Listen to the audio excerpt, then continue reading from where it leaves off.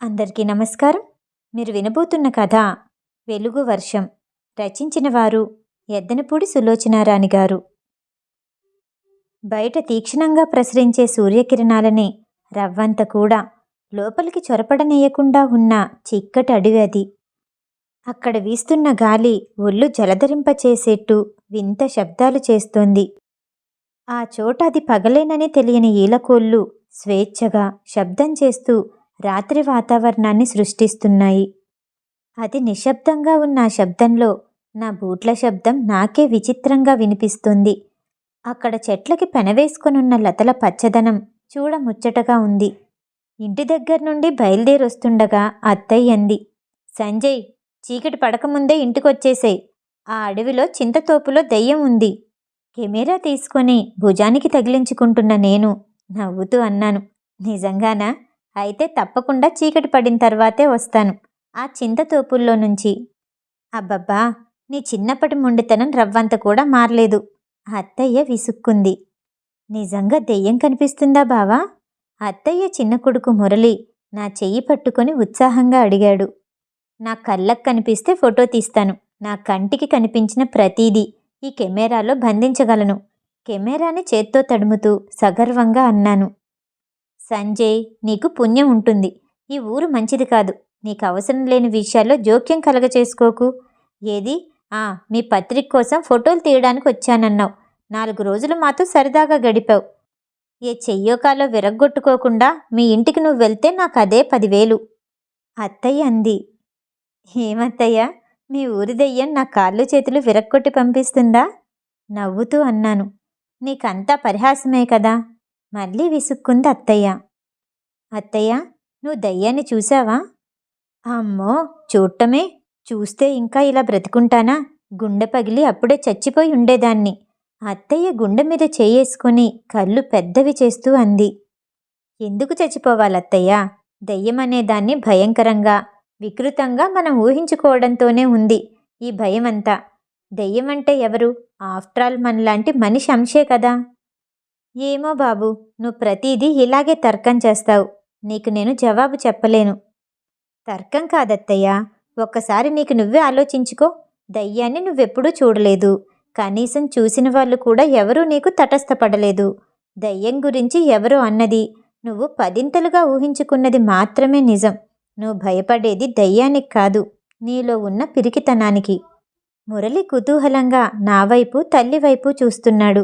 వాడి కళ్ళల్లో తల్లి మాటలకి భయం, నా తర్కం పట్ల ఆసక్తి స్పష్టంగా కనిపిస్తుంది. బావా, నేను కూడా నీతో రానా? అన్నాడు. రాత్రిపూట చింతతోపుల్లో నుంచి నాతో పాటు రాగల ధైర్యం ఉంటే రా. వాడు ఒట్టి పిరికి సన్నాసి. వాడెందుకులే అంది అత్తయ్య. వాడు పిరికివాడు కాదత్తయ్యా, నువ్వే వాడిని పిరికివాడిగా తయారు చేస్తున్నావు అన్నాను బయలుదేరుతూ. సంజయ్, త్వరగా వచ్చేసేయ్. గేటు దాటుతుంటే వరండాలో నుంచి అత్తయ్య మళ్ళీ హెచ్చరికగా కేక పెట్టింది. అలాగే అత్తయ్య అన్నాను. చాలా చిన్న పల్లెటూరది. అన్నీ కలిపి 100 ఇళ్ళు కూడా లేవు. కానీ ఆ 100 ఇళ్లల్లోనే కుల మత వివక్షత సుస్పష్టంగా ఉంది. ఆ కాస్తూరికే 2 చిన్న దేవాలయాలు, ఒక మసీదు ఉన్నాయి. ఆదిలాబాద్ డిస్ట్రిక్ట్ అది. మావయ్య ఫారెస్ట్ కాంట్రాక్టర్గా వచ్చి ఇక్కడ స్థిరపడిపోయారు.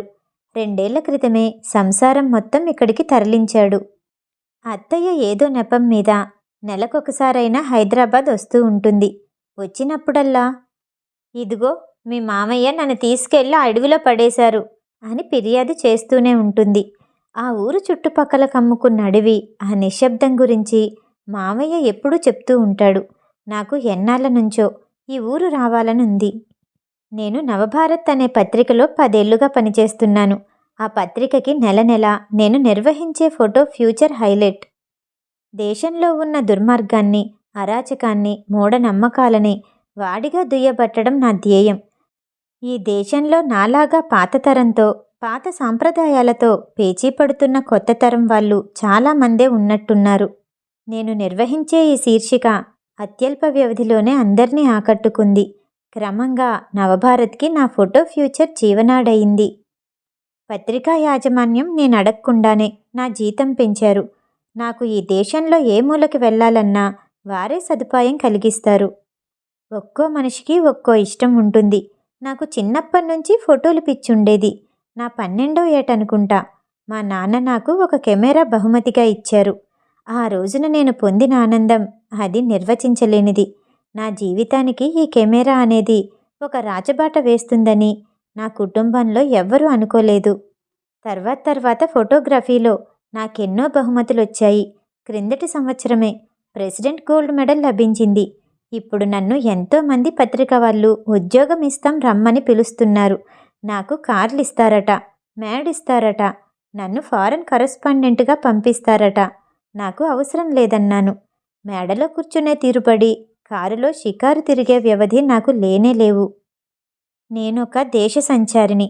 నా దేశంలో నేను చెయ్యగలిగిన పని ఎంతో ఉండగా ఫారెన్ నేనెందుకెళ్ళాలి? నా ఈ ఆలోచనలు వాళ్ళకి నచ్చలేదు. నాకు తిక్క శంకరయ్య అనే బిరుదిచ్చారు.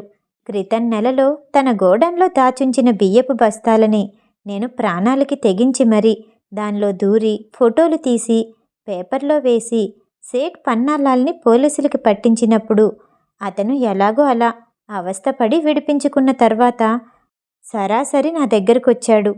కరచాలనం కోసం చేయి చాస్తూ, నేనంత పగడ్బందీగా కాపలా పెట్టినా కూడా నువ్వు లోపలికి ఎలా వెళ్ళగలిగావో నాకు అర్థం కాలేదు అని నా కెమెరాని చూస్తూ, సంజయ్, వేటగాడి చేతిలో తుపాకీ చూస్తే ఆ అడవి మృగాలకి ఎంత భయమో నీ చేతిలో ఈ కెమెరా చూస్తే మాకంత భయం అన్నాడు.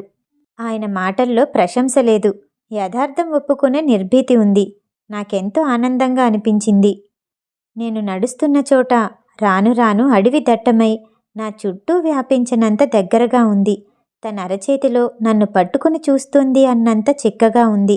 దాన్ని చూస్తున్న కొద్దీ నా మనసులో మిగతా ఆలోచనలు తొలగిపోయి ఏకాగ్రత రాసాగింది. నేనప్పుడప్పుడు ఋతుగానం అనే శీర్షికతో ప్రకృతిలో ఉన్న రకరకాల ఋతువుల్ని ఫోటోలు తీస్తాను.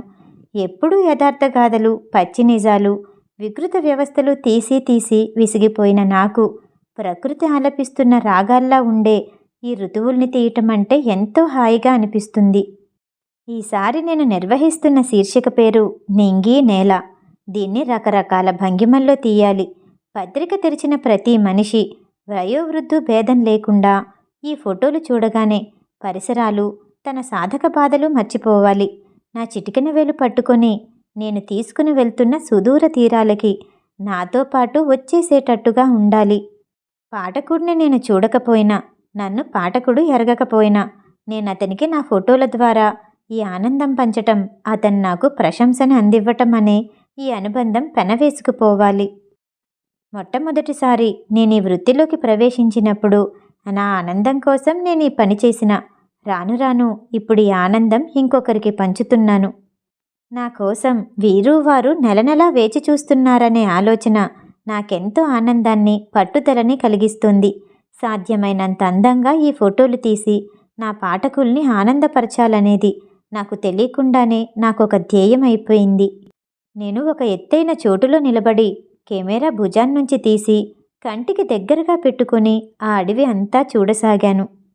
చెట్ల కొమ్మలు చిరుగాలికి అలవోకగా తలలాడిస్తున్నాయి. కెమెరాలో నుంచి అతి నాజూగ్గా ఉన్న పూలు ఎంతో అందంగా కనిపిస్తున్నాయి. కొన్ని అడవి తీగలు మనిషిని పెనవేసుకున్న మూఢనమ్మకాల్లా, ఛాందస భావాల్లా అతి దట్టంగా పెరుగున్నాయి.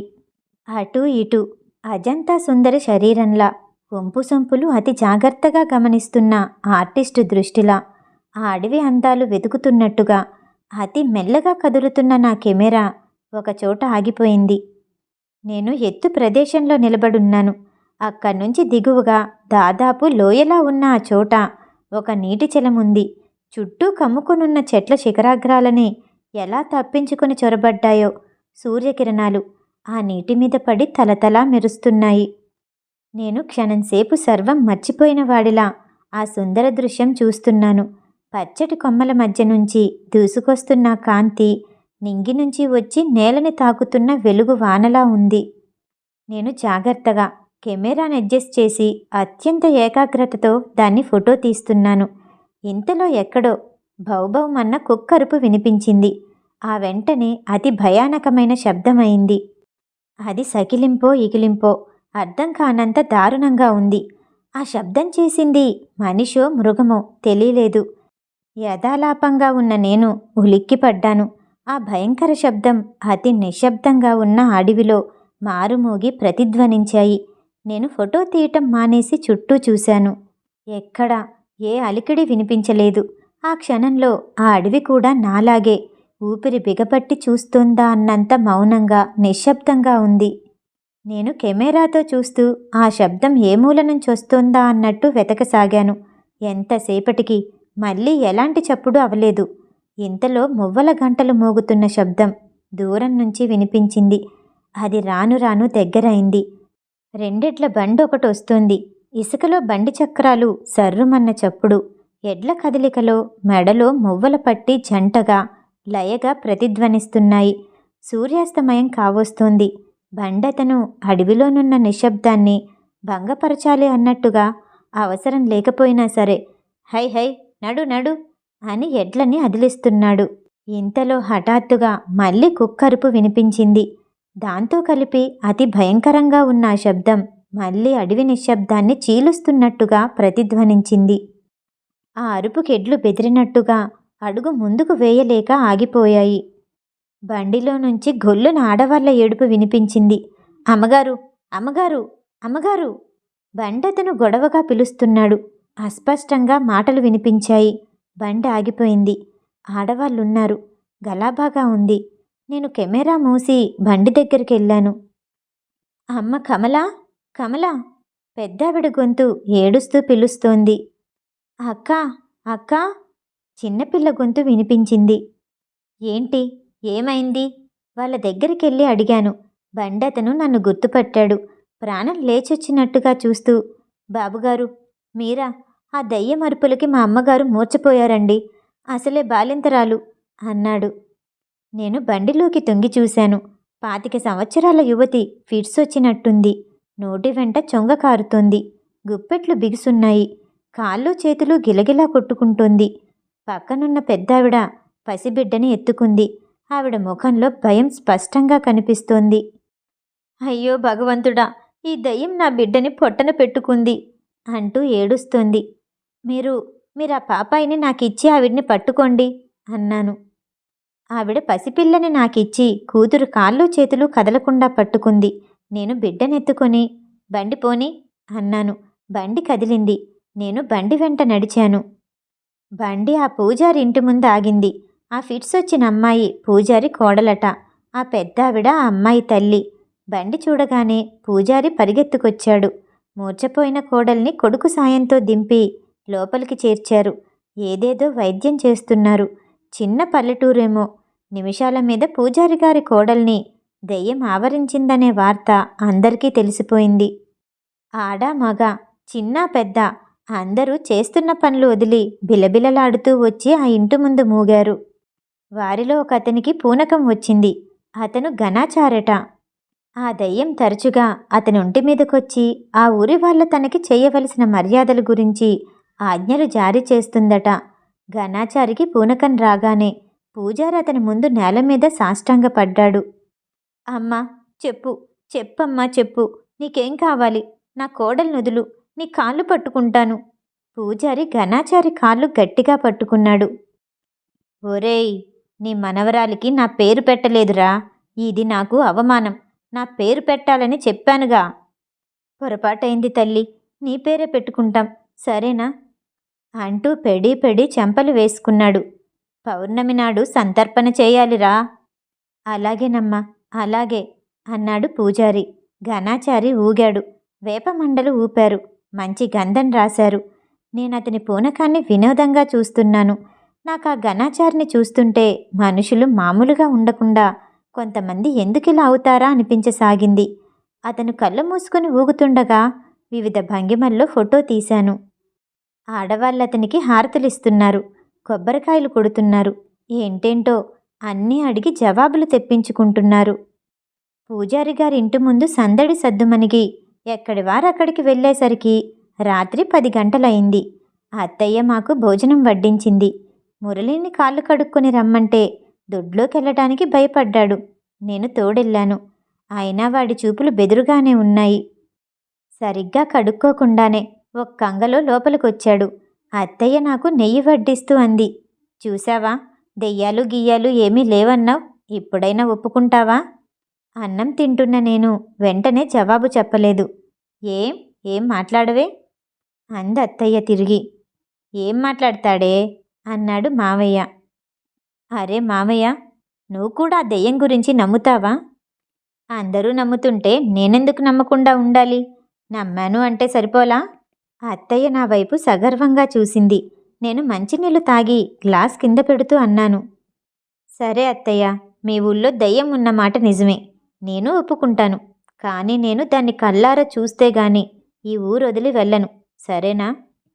అత్తయ్య నా వైపు విచిత్రంగా చూసింది. ఆ రాత్రి అత్తయ్య కూడా భోజనం ముగించుకొని కూర్చొని తమలపాకులు వేసుకుంటుండగా వచ్చి ఆవిడకెదురుగా కూర్చుంటూ అడిగాను.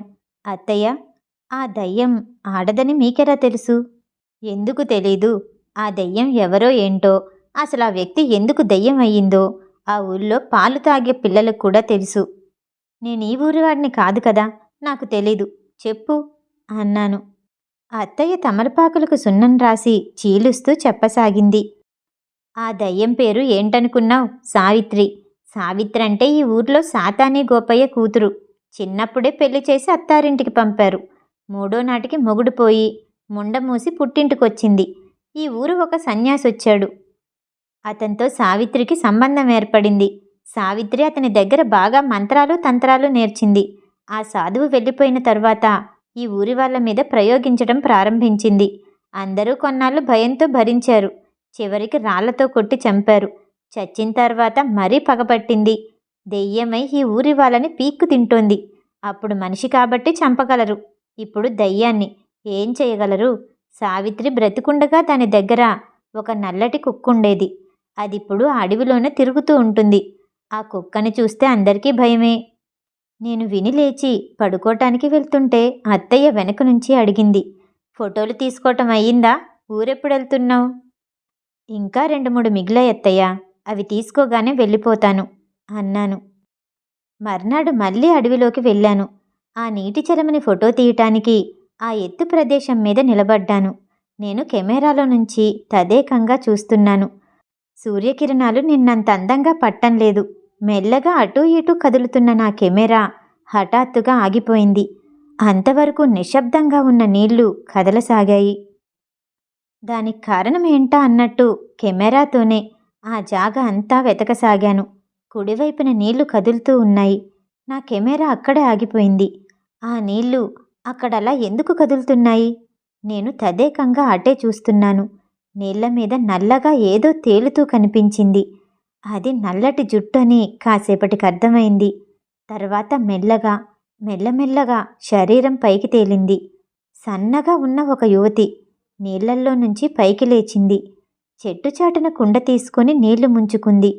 ఆ నీళ్ల కడవ తీసుకొని నీళ్లల్లో నుంచి దట్టంగా ఉన్న చెట్లలోకి వెళ్ళింది. ఆమె వెంట నల్లటి కుక్క వెళ్ళింది. అంతా త్రుటిలో జరిగిపోయింది. ఎవరా యువతి? అడవిలో ఒంటరిగా ఎలా ఉంటుంది? నేను ఆ నీటి చలమ దగ్గరికి వెళ్ళాలని చూశాను. కానీ ఆ చెట్ల తీగలు బొత్తిగా అసంభవమని నిరూపించాయి. మరి ఆ అమ్మాయి అక్కడికి ఎలా వెళ్ళింది? ఆ సాయంత్రం రాగానే అత్తయ్యకి ఈ వార్త వినిపించాను. అత్తయ్య ముఖం వెలవెలపోయింది. నువ్వు మళ్ళీ ఆ చోటుకెళ్ళకు అంది. ఎందుకని? నేను ఆ అమ్మాయి ఎవరో తెలుసుకుని తీరుతాను అన్నాను. అత్తయ్య భయంగా చూస్తూ నా చెయ్యి గట్టిగా పట్టుకుంది. సంజయ్, నీకు పుణ్యం ఉంటుంది. మళ్ళీ పొరపాటున కూడా అలా అనకు. నీకు కనిపించిన వ్యక్తి మనిషి కాదు, సావిత్రి, దెయ్యం. అప్పుడప్పుడు ఈ ఊరి వాళ్ళకి అలాగే కనిపిస్తూ ఉంటుంది. నాన్సెన్స్. ఆ అమ్మాయి సావిత్రా? చచ్చిపోయిన సావిత్రి కంటికెలా కనిపిస్తుంది? అసంభవం అనుకున్నాను. అడవిలోకి వెళ్ళనని అత్తయ్యకి వాగ్దానం చేశానే కానీ వెళ్లకుండా ఉండలేకపోయాను. నాకు సావిత్రి కనిపించిందనే వార్త మా అత్తయ్య ద్వారా అప్పటికే ఊరంతా తెలిసిపోయింది. వరుసగా 2 రోజులు వెళ్ళి అక్కడే కాపలా వేశాను. ఈసారి నా వెంట మావయ్య, పూజారి గారు కూడా వచ్చారు. కానీ ఎంతసేపు కూర్చున్నా మాకెవరూ కనిపించలేదు. 3వ రోజు వాళ్ళు రాలేదు. నేనే వెళ్ళాను. కెమెరాతో చూస్తుంటే అక్కడ ఇసుకలో పాదాల గుర్తులు కనిపించాయి. ఆ వ్యక్తి వచ్చి వెళ్ళిపోయిందన్నమాట. అవును, దయ్యాలు గాల్లో ఎగురుతాయంటారే, పాదాలతో మనుషుల్లా నడుస్తాయా? నేను నిరాశ చెందకుండానే రోజూ అడవికి వస్తూనే ఉన్నాను. రోజూ కొద్ది కొద్దిగా కొమ్మలు నరికి ఆ నీటి చలమ వైపు దారి చేస్తున్నాను. ఒకరోజు ఇలా చేస్తుండగా హఠాత్తుగా వెనక నుంచి నా నెత్తిమీద ఫెడేలుమని బలంగా దెబ్బ పడింది. నేను కెవ్వుమంటూ 2 చేతులతో నెత్తిమీద పట్టుకున్నాను. మరు నిమిషంలో నా చేతులు 2 తడిగా అయ్యాయి. నా తల్లో నుంచి రక్తం రాసాగింది. అది నా నుదుటి మీదకి, చెవుల పక్కలకి నీళ్లలా కారుతోంది. నేను ఎంతో ప్రయత్నం మీద ప్రాణాలు బిగబట్టినట్టు నడుస్తూ ఇంటికొచ్చాను. రక్తసిక్తమైన బట్టలతో ఉన్న నన్ను చూడగానే అత్తయ్య చేసిన గొడవ అంతా ఇంతా కాదు, ఇది ఆ దెయ్యం చేసిన పనే అని ఆవిడ నమ్మకం. ఈ మూఢనమ్మకాల నుంచి వాళ్ళకి విముక్తి లేదు. మావయ్య పక్క ఊరు తీసుకెళ్ళి నా తల్లో కుట్లు వేయించి కట్టు కట్టించి తీసుకొచ్చాడు. అత్తయ్య నా పెట్టెలో బట్టలన్నీ సర్దింది. రైల్వే స్టేషన్కి బండి సిద్ధం చేయించింది. సంజయ్, ఈ ఊళ్ళో నువ్విక ఒక్క క్షణం కూడా ఉండటానికి వీల్లేదు, వెంటనే వెళ్ళిపోవాలి అంది. ఎందుకత్తయ్యా? దెయ్యానికి భయపడా? నేను నీకు జవాబు చెప్పలేను, దయించి వెళ్ళిపో. అత్తయ్య, నేను చూసిన వ్యక్తి నిజంగా దెయ్యమే అని రుజువైతే నేనే వెళ్ళిపోతాను, నువ్వేం చెప్పనవసరం లేదు. జ్వరంతో ఉన్న నన్ను వెళ్ళిపో అనటానికి మావయ్యకి మనసు అంగీకరించలేదు కాబోలు. జ్వరం తగ్గగానే పంపించేద్దాంలే అన్నాడు. 2 రోజుల్లో జ్వరం తగ్గింది. తలకి ఉన్న కట్టు ఊడదీసేశాను. సావిత్రి దెయ్యం నన్ను చావు దెబ్బ కొట్టిందని తెలియగానే ఊరంతా చూడటానికి తరలొచ్చింది. ఘనాచారి కూడా వచ్చాడు. నిజంగా మీకు దెయ్యం కనిపించిందా బాబూ అని అడిగాడు. పూనకం లేకుండా ఉన్న ఇతన్ని చూస్తే గమ్మత్తుగా ఉంది. కళ్ళ కొసల వరకు కాటుక దిద్దుకున్నాడు. నుదుటిన వైష్ణవ నామాలు పెట్టుకున్నాడు. జుట్టు పొడుగ్గా పెంచుకున్నాడు. హఠాత్తుగా చూస్తే హరిదాసులా ఉన్నాడు. నువ్వు అడవిలోకొస్తే నీకు కూడా చూపిస్తాను అన్నాను. అప్పటికి ఆ ఊళ్ళో చాలామంది అడవిలో కొమ్మల చాటుగా ఉన్న ఆ నీటి చలమని చూసొచ్చారట. సావిత్రి బ్రతుకున్నప్పుడు నీకు తెలుసా అని అడిగాను. తెలుసు బాబు, చాలా మంచి పిల్ల. ఈ ఊరి వాళ్ళే బలవంతంగా చంపేశారు అన్నాడు. ఆ రోజు సాయంత్రం నేను మళ్ళీ అడవిలోకి బయలుదేరాను. మధ్యాహ్నం అంతా బాగా ఎండ కాసింది. నేను అడవిలోకి వచ్చి ఫోటోలు తీసుకున్నాను. చూస్తుండగానే చీకటి పడింది. నేనింటికి బయలుదేరుతుండగా ఆ చుట్టుపక్కల ప్రదేశం చీకట్లు కమ్ముకుంది. హఠాత్తుగా పెద్ద వర్షం రాసాగింది. ఉరుములు మెరుపులతో వాతావరణం భయంకరంగా అయింది. నేను దారి తప్పాను. ఆ అడవిలో నేనెటు వెళ్తున్నానో నాకే తెలియటం లేదు. తిరిగి తిరిగి కాళ్ళు నొప్పులు పుట్టాయి. ఎత్తు మీద నడుస్తున్న నాకు హఠాత్తుగా కాలు జారింది. నాకేమైందో తెలుసుకునే లోపలే కొన్ని గజాలు దొర్లిపోయాను. నేనెక్కడికి జారానో నాకే తెలియలేదు. కాళ్ళు చేతులు స్వాధీనంలో ఉన్నాయా లేదా అని చూసుకున్నాను. బాగానే ఉన్నాయి. మెడలో కెమెరా తడుముకున్నాను. అది యథాస్థానంలోనే ఉంది. నేను కూర్చున్నాను.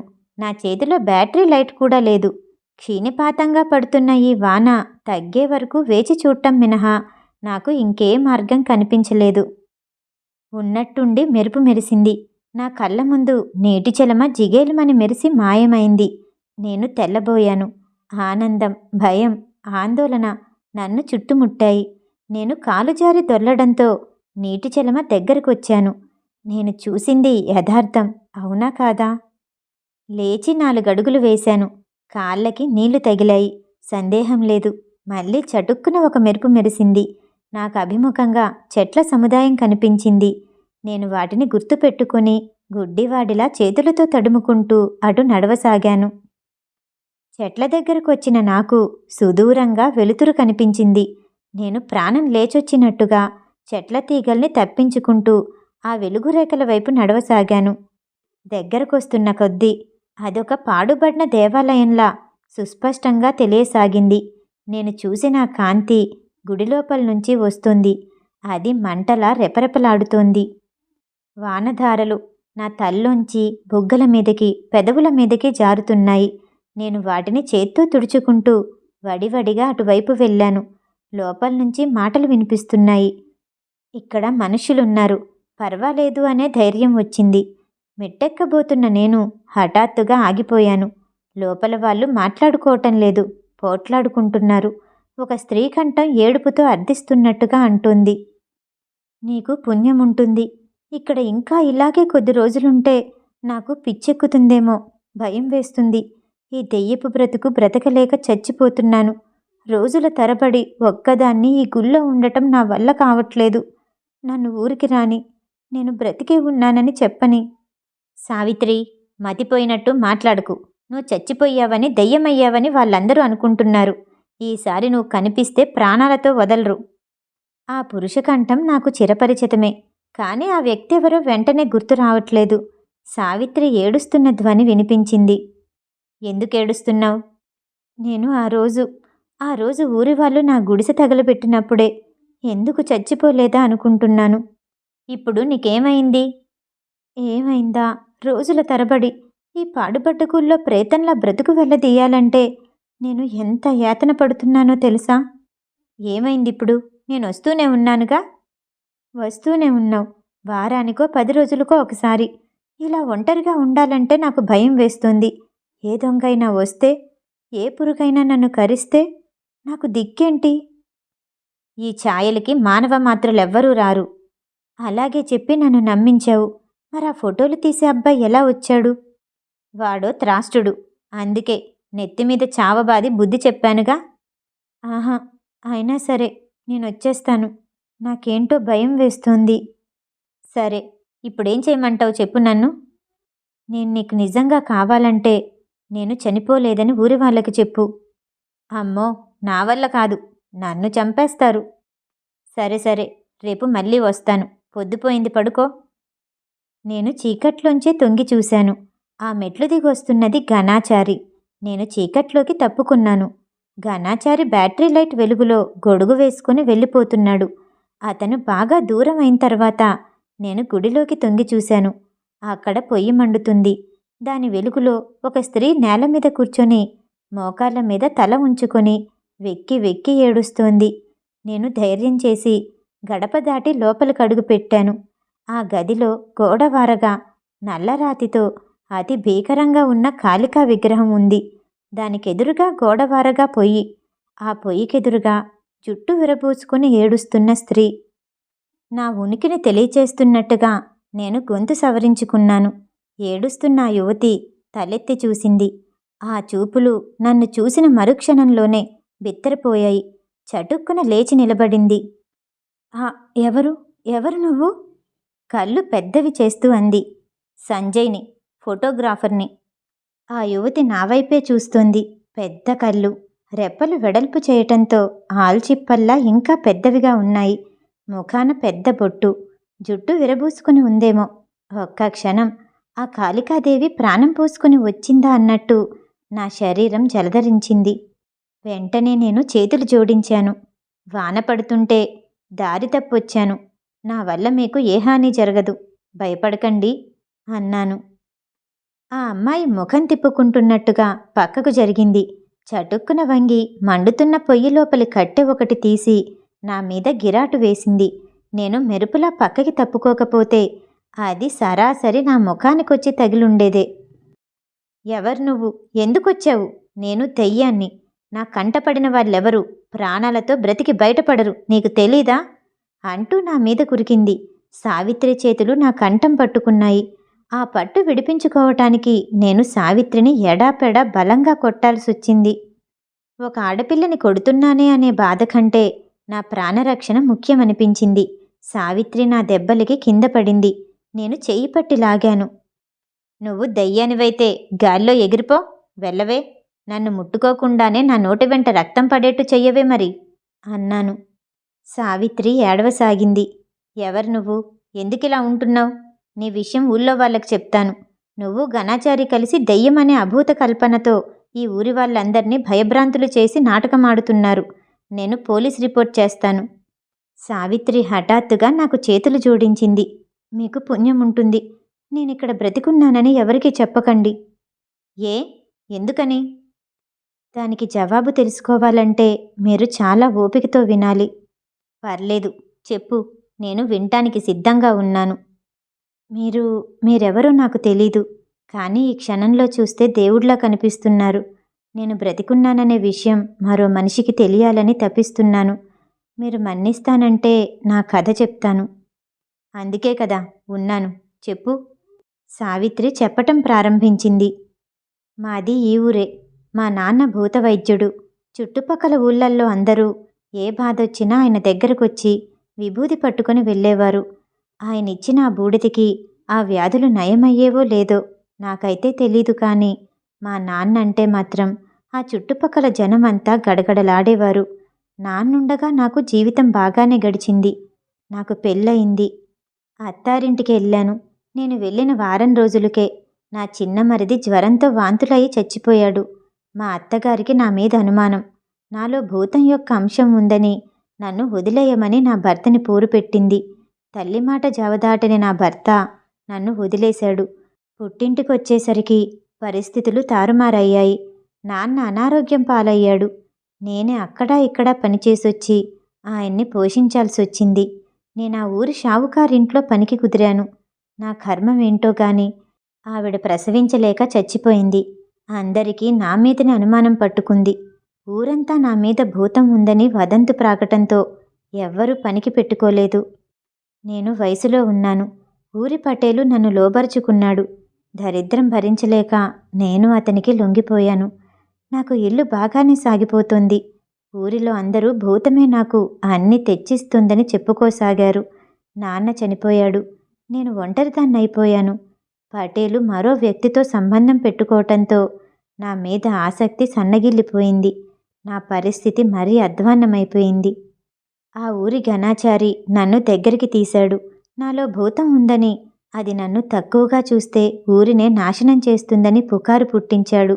ఊరి వాళ్ళు ఇది నమ్మారు. నన్నిదివరకులా బాధించటం మానేశారు.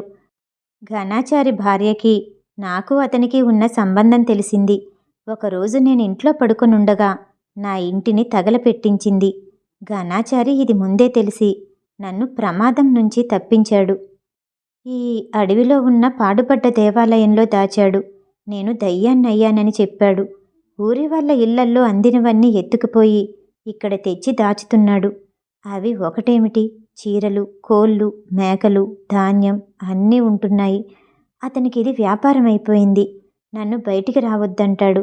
నేను దయ్యంగా మారి ఇక్కడ అడవిలో తిరుగుతున్నానని పుకారు పుట్టించడంతో ఇటు పక్కలకి ఎవ్వరూ రావటం లేదు. మొదట్లో ఇది నాకు బాగానే ఉన్నా ఇప్పుడిప్పుడు నాకు భయం వేస్తోంది. నాకు దిక్కు లేదు. ఈ ఊరు తప్ప మరో ఊరికి దారి కూడా నాకు తెలీదు.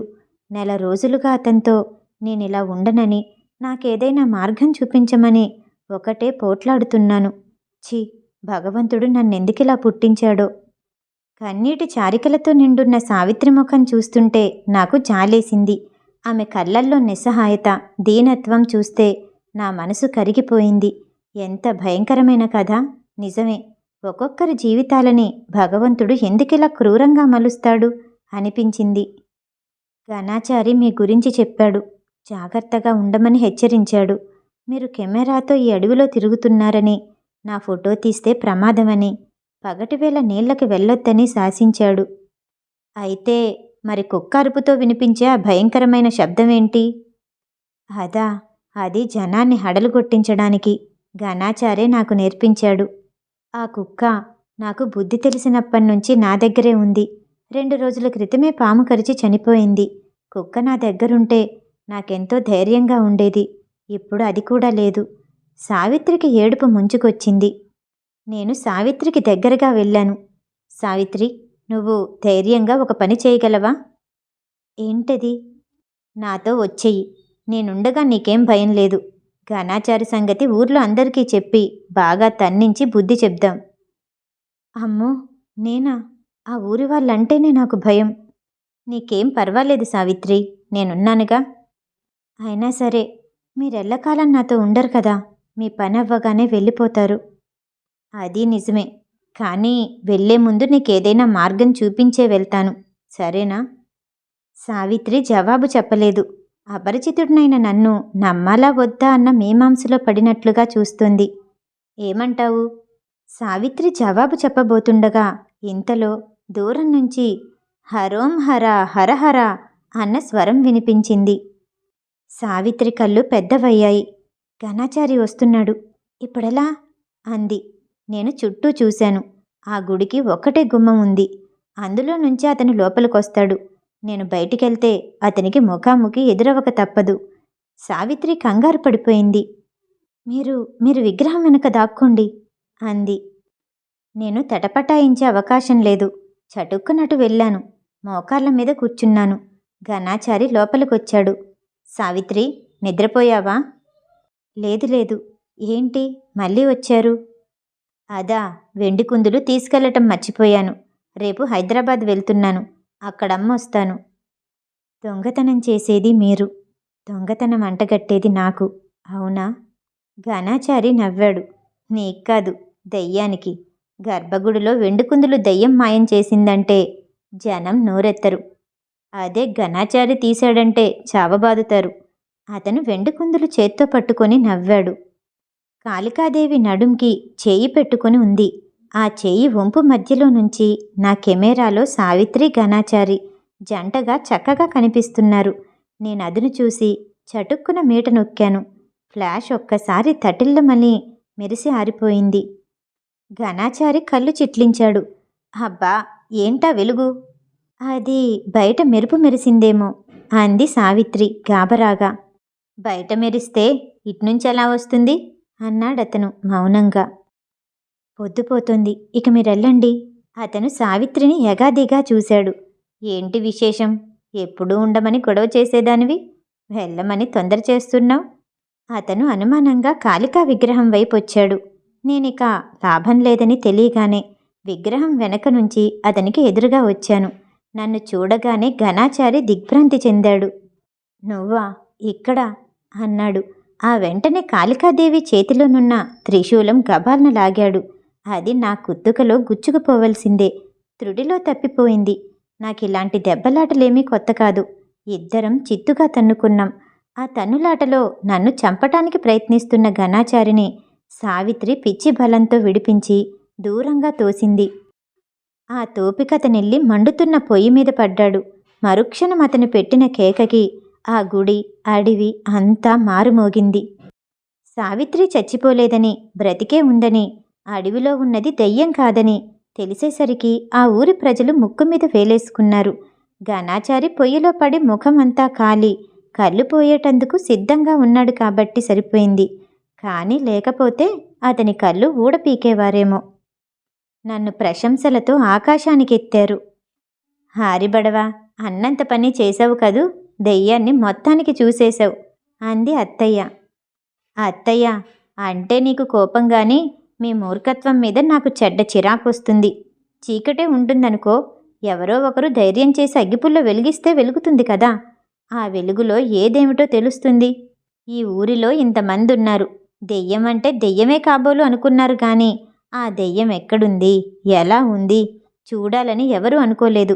మన వాళ్ళ ఛాందస భావాలకి నాకు ఒళ్ళు మండిపోతుంది. కామన్ సెన్స్తో ఆలోచించరు. ఈ పాత భావాల మీద వివేకం అనే వెలుగు వర్షం పడేదెప్పుడో, ఈ దేశానికి విముక్తి ఎప్పుడో. అత్తయ్య మాట్లాడలేదు, మౌనంగా ఉండిపోయింది. మావయ్య పనున్నట్టుగా లేచి వెళ్ళిపోయాడు. నేను రేపు వెళ్తానత్తయ్య అన్నాను. నేను సావిత్రికిచ్చిన వాగ్దానం మర్చిపోలేదు. ఈ ఊరిలో ఉంటే సావిత్రి గడపబోయే జీవితం ఎలా ఉంటుందో నేను ఊహించలేనిదేం కాదు. సావిత్రిని నేను బయలుదేర తీశాను. ఊరి వాళ్ళంతా ఈ ప్రయాణపు వార్త విని చెవులు కొరుక్కుంటున్నారని నాకు తెలుసు. అది అత్తయ్యకు తలవంపులుగా ఉందని కూడా తెలుసు. ఆ అమ్మాయిని ఊబిలో నుంచి లాగావుగా, అది చాలదు, ఆ తర్వాత సంగతి నీకెందుకురా అంటూ సనిగింది. అత్తయ్య, అలా అనుకోవటంలోనే వస్తుంది పేచీ అంతా. ఆ అమ్మాయికి నేను సాయం చేయగలిగినప్పుడు ఎందుకు చేయకూడదు? సావిత్రిని ఈ ఊళ్ళో నిరాధారంగా వదిలేస్తే ఆ అమ్మాయిని నేను రక్షించిన ప్రయోజనమే ఉండదు అన్నాను. నువ్వు చాలా మొండివాడివిరా సంజయ్ అంది అత్తయ్య. నమ్మకాల్ని అమలుపరచాలంటే జీవితంలో చాలా మొండితనం కావాలత్తయ్య అన్నాను. సావిత్రిని హైదరాబాద్ తీసుకొచ్చి హోంలో చేర్పించాను. 6 నెలల తర్వాత ఆ రోజు రాఖీ పౌర్ణమి. నా చెయ్యి అప్పటికే రాఖీలతో నిండిపోయింది. సాయంత్రం అయింది. నేను విందు భోజనాలు ముగించుకొని ఆలస్యంగా ఇంటికొచ్చేసరికి నా టేబుల్ మీద ఒక కవరుంది. అందులో రాఖీ ఉంది. ఒక ఉత్తరం ఉంది. అన్నయ్య గారికి. సావిత్రి నమస్కారాలు. ఈరోజు రాఖీ పౌర్ణమి. అన్నా చెల్లెలకి ఎంతో పవిత్రమైన రోజు. నాకు అన్నలు లేరు. అందుకే చాలాసార్లు దుఃఖపడ్డాను. మీరు గుర్తుకొచ్చారు. నాకు అన్నయ్య లేకపోవటం ఏంటి అనుకున్నాను. ఈ రాఖీ మీకు పంపిస్తుంటే నాకెంతో ఆనందంగా ఉంది. నాలాంటి నిర్భాగ్యురాళ్ళైన ఆడపిల్లలకి ఈ దేశంలో అడుగడుగునా మీలాంటి అన్నగారులుంటే ఎంత బాగుంటుంది. అప్పుడు ఆడవాళ్ళకి జీవితం ఇంత భయంకరంగా ఉండదేమో. నాలాంటి దురదృష్టవంతురాలున్న ప్రతి చోట మీలాంటి ధైర్యవంతులు ఉండాలని మనసారా భగవంతుణ్ణి ప్రార్థిస్తున్నాను. నేను ఈ హోంలో ఎంతో హాయిగా ఆనందంగా ఉన్నాను. మీకు నా కృతజ్ఞతలు. ఎట్లు సావిత్రి. ఆ ఉత్తరం చదవటం పూర్తి చేసేసరికి నా కళ్ళు చెమ్మగిల్లాయి. నేను ఆ రాఖీని ఎంతో అపురూపంగా చేతికి ముడేసుకున్నాను. నాకు ఆ రాఖీని చూస్తుంటే ఫోటోగ్రఫీలో ప్రెసిడెంట్ దగ్గర నుండి గోల్డ్ మెడల్ అందుకున్నప్పటికంటే ఆనందంగా, గర్వంగా అనిపించింది. కథ సమాప్తం. ఈ కథ వినటం మీకు నచ్చినట్టయితే లైక్ చేసి సబ్స్క్రైబ్ చేయండి. మళ్ళీ రేపు కలుద్దాం. నమస్తే.